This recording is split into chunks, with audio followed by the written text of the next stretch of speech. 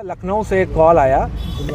Call आते ही उस समय तक डीएम साहब और कप्तान साहब अगल बगल बैठे थे। डीएम साहब उठकर बगल वाले बाथरूम में चले गए। बगल वाले बाथरूम में वो स्पीकर फ़ोन पे थे। उधर से आवाज़ आई कि ये साला पंडित पागल हो गया है, इस साले को रात भर अपने आवास में बंधक बना के रखो, इसको साले को जाने मत देना। हम चाहते हैं कि आपके जैसे निष्ठावान लोग सनातन धर्म की सेवा में और आगे आएं। जो पद सरकार ने आपको दिया था उससे बड़ा धर्म के क्षेत्र का पद हम आपको देने के लिए प्रस्ताव करते हैं। जो प्रकरण आपने देखा होगा मेरा इस्तीफे में, जो दो मैंने प्रकरण मैंने बताए हैं। एक तो आपका जो हमारे शंकराचार्य जी जो मौनी अमावस्या में जो माघ मेले में स्नान करने गए थे, उनके शिष्यों के साथ जो स्नान के दौरान जो है जो बटोक जो शिष्य हैं उनके चोटी पकड़ के उनको घसीट के पीटा गया। इसके अतिरिक्त जो बूढ़े सन्यासी थे उनको लात जूतों से पीटा गया। चोटी और जो हमारी शिखा है वो एक ब्राह्मण समाज की सांस्कृतिक विरासत है, और जिस तरीके से जो स्थानीय प्रशासन द्वारा इसका मान भंग किया गया, इससे मैं बहुत ही व्यथित हूँ। यदि इस तरीके से जब प्रशासन ही जो है ब्राह्मणों को इस तरीके से उत्पीड़ित करेगा तो अन्य वर्गों से हम क्या इसमें हम अपेक्षा करेंगे। दूसरा जो प्रकरण है यूजीसी का जो 2026 का जो रेगुलेशन आया है, जो 13 मार्च 2026 का, यह एक अत्यंत ही भेदभावपूर्ण जो है रेगुलेशन है, जिसमें कि जो सामान्य वर्ग के बच्चों को एक स्वघोषित अपराधी मान लिया गया है। मान लीजिए आपका बेटा होशियार है पढ़ने में और कोई उससे ईर्ष्या करता है, तो एक साधारण सी शिकायत करके, एक फर्जी शिकायत करके उसको समता समिति के सामने प्रस्तुत कर दिया जाएगा और उसका पूरा जीवन जो है तबाह हो जाएगा। इसके अतिरिक्त यदि आपकी बेटी विद्यालय में पढ़ रही सामान्य वर्ग की और बेटी पर किसी की बुरी नज़र है, एक सिंपल साधारण सी शिकायत करके उसे समता समिति के सामने प्रस्तुत कर दिया जाएगा, और जो समता समिति के साथ जिसने शिकायत की वो लोग दोनों शारीरिक एवं मानसिक शोषण भी करेंगे। क्या हम चाहते हैं कि हमारे सामान्य वर्ग के बेटे बेटियां जो विश्वविद्यालय में पढ़े उन आत्महत्या के लिए प्रेरित होते हैं? हम लोग भी जब विश्वविद्यालय में पढ़ते थे कभी ये नहीं सोचते थे कि अमुक इस जाति का है, इस जाति का है, तब हम दोस्ती करेंगे। हम लोग के सभी SC ST OBC कोई भी रिलीजन उसके या जनरल कोई भी जो कास्ट होती हैं सभी के मित्र हैं। क्या आप चाहते हैं कि हिंदुओं को इतना बांट देंगे कि जब वो विश्वविद्यालय से निकलेंगे तो एक दूसरे के दुश्मन हों? क्या आप चाहते हैं कि अगले 5 से 10 सालों में सिविल वॉर की सिचुएशन डेवलप हो जाए? ये कतई भी अनुचित है और इसको तुरंत वापस लेना चाहिए।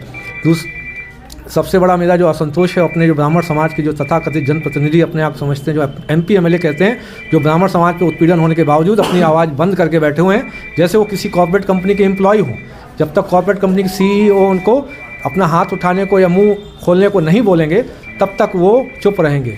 इन्हीं लोगों के कारण जो तथाकथित जो ब्राह्मण जो MP MLA हैं, इनके कारण ही समाज के लोगों पे अत्याचार हो रहा है, क्योंकि ये चुप बैठे इनको मुझे तो ऐसा प्रतीत होता है कि बहू बेटियों की इज्जत भी लुटती रहेगी तब भी ये चुप बैठे रहेंगे, क्योंकि कोई CEO इनको बोलेगा कि तुम मुंह खोल दो तभी ये मुंह खोलेंगे। देखिए, हमारा समर्थन की बात नहीं हो रही। सामान्य वर्ग के जितने भी जो लोग हैं, नागरिक हैं, इस समय सरकार के अगेंस्ट हो चुके हैं।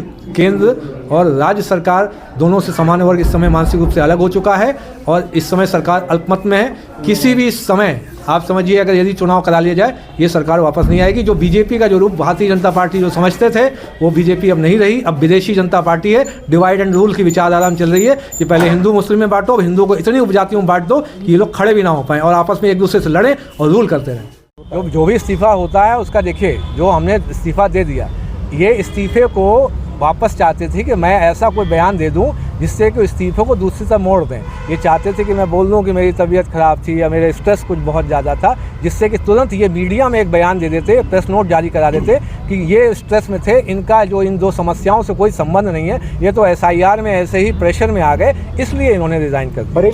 मैं इनसे यही कहूँगा कि यहाँ बहुत ही बुरी स्थिति है। एक स्वविवेक से कोई व्यक्ति अगर रिज़ाइन करके हट रहा है, एक अपने समाज की आवाज़ को उठाना चाहता है, उसको दबाया जा रहा है। कैसे कि करके ये इस चीज़ को जो हमारे रेजिग्नेशन जो हमने त्यागपत्र दिया है, यह सिद्ध करना चाहते थे कि मानसिक रूप से विक्षिप्त हैं। बिकॉज SIR में बहुत ज़्यादा इनको प्रेशर था। SIR का जो प्रेशर है वो तो बहुत कब का ख़त्म हो गया, सब काम जो है ख़त्म हो, डिजिटाइजेशन सब कब का कंप्लीट हो गया। अब तो सिर्फ नोटिस फेस पे काम चल रहा है। अभी करीब 1 घंटे पहले जिलाधिकारी महोदय जो बरेली हैं श्री अविनाश सिंह जी, उन्होंने वार्ता के लिए मुझे बुलाया, तो मैं उनकी आदर सत्कार करते हुए, क्योंकि वो हमारे अभिभावक भी रहे हैं और अधिकारी हमारे सीनियर अधिकारी हैं, मैं वहाँ पर गया।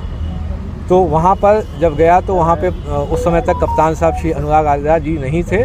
5 से 10 मिनट के बाद जिलाधिकारी महोदय द्वारा कप्तान साहब को कॉल करके श्री अनुराग आर्या जी को बुलाया गया। इस दौरान जो हमारे साथ सचिव साहब जो हैं बार एसोसिएशन बरेली के सचिव साहब दीपक पांडे जी भी थे, मेरे साथ में थे। इनको अलग कर दिया गया और बाहर बैठा दिया गया और मुझे अकेले डीएम साहब के साथ और कुछ अन्य साथी अधिकारीगण थे उनके साथ अकेले मैं बैठा वहाँ पे। मुझे कंटिन्यूस प्रलोभन दिया जा रहा था कि तुम एक काम करो, 3-4 दिन की छुट्टी ले लो, रिलैक्स कर लो, 1-2 दिन रिलैक्स करो, अभी इतनी जल्दी क्या है, 4 दिन में तुम्हारा प्रोसेस जो है हम कंप्लीट करवा देंगे, तुम्हें जल्दी रिलीविंग मिल जाएगी। एक प्रेशर टैक्टिक्स और जो नहीं होता है कि प्रलोभन देते हुए यार अभी कुछ चिंता करने की ज़रूरत नहीं, हम आपके साथ हैं और 4 दिन बाद एग्ज़िट ले लीजिएगा, कोई दिक्कत नहीं है। उनका ये आशय ये था कि जो SIR का जो काम हुआ है उसका बहाना लेके कि 26 जनवरी को SIR के काम से मैं बहुत प्रेशराइज था, इसलिए जो सिटी मजिस्ट्रेट बरेली अलंकार अग्निहोत्री ने डिज़ाइन दे दिया है और अभी वो 3-4 दिन की छुट्टी पे चले गए हैं, ऐसा उनकी प्लानिंग चल रही थी। इस बीच करीब 20 मिनट पहले, क्योंकि मैं अभी 10-12 मिनट पहले ही आया हूँ, करीब 25 मिनट पहले संभवतः लखनऊ से एक कॉल आया। कॉल आते ही उस समय तक डीएम साहब और कप्तान साहब अगल बगल बैठे थे। डीएम साहब उठकर बगल वाले बाथरूम में चले गए। बगल वाले बाथरूम में वो स्पीकर फ़ोन पे थे। उधर से आवाज़ आई कि ये साला पंडित पागल हो गया है, इस साले को रात भर अपने आवास में बंधक बना के रखो, इसको साले को जाने मत देना। जैसे ही मैंने सुना तुरंत मैंने दीपक पांडे जी जो बार एसोसिएशन के सचिव हैं उनको कॉल किया। मैंने उनको बता दिया कि मुझको बंधक बना लिया गया है, रात भर अभी छोड़ेंगे नहीं। जब डीएम साहब जब बाथरूम से वापस आते हैं, क्योंकि मैं कप्तान साहब के सामने जो श्री अनुराग आर्या जी थे उनके सामने ही मैं फ़ोन कर चुका था, तो उन्होंने बताया ये बाहर बता चुके हैं कि हमें बंधक बना लिया गया है। तो आनंद फानन में क्योंकि मीडिया तक ये बात जा चुकी थी, मुझे तुरंत रिलीज़ किया गया। बड़ी मुश्किल से वहाँ एक तरीके से जान बचा के मैं भागा हूँ। अगर दीपक पांडे जी सचिव मेरे साथ नहीं होते तो वहाँ पे कुछ भी अभद्र घटना हो सकती थी। और ये आपको पता पड़ना है कि जिलाधिकारी महोदय को करीब 20 मिनट पहले इस लखनऊ के किस नंबर से कॉल आया है जिसमें वो ये बोल रहे हैं साला पंडित पागल हो गया।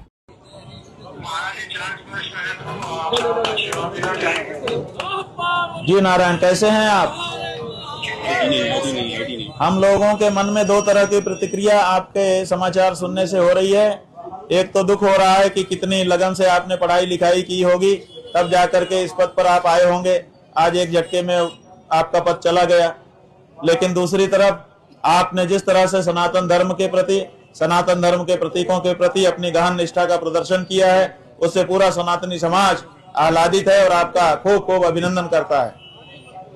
हम चाहते हैं कि आपके जैसे निष्ठावान लोग सनातन धर्म की सेवा में और आगे आएं। जो पद सरकार ने आपको दिया था उससे बड़ा धर्म के क्षेत्र का पद हम आपको देने के लिए प्रस्ताव करते हैं।